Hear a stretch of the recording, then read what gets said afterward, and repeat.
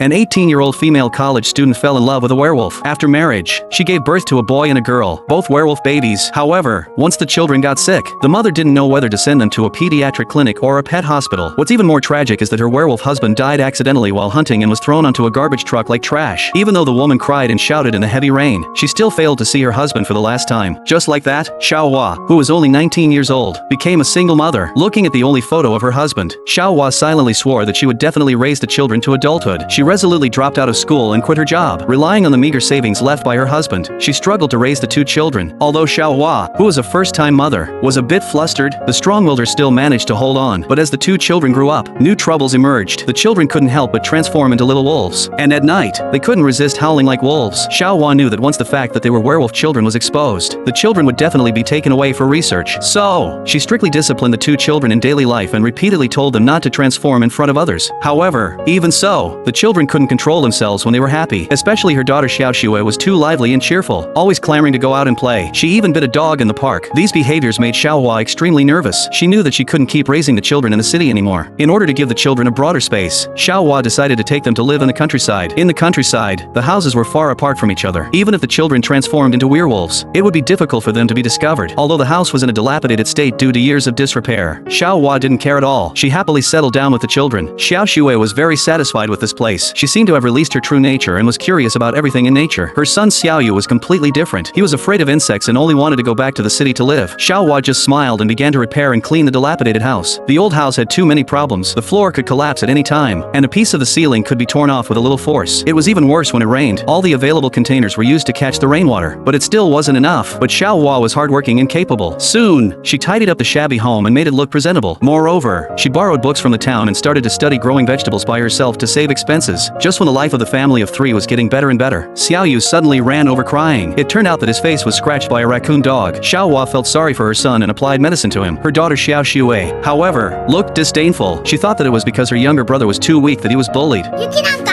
イノシシにだって負けないもん。イノシシ見たの？見たよ。猿もカモシカも見たよ。でも全然怖くないもん。 Her daughter's words made Xiaohua think deeply. She began to wonder how the werewolf children should grow up. Was it feasible to educate them completely according to the human way?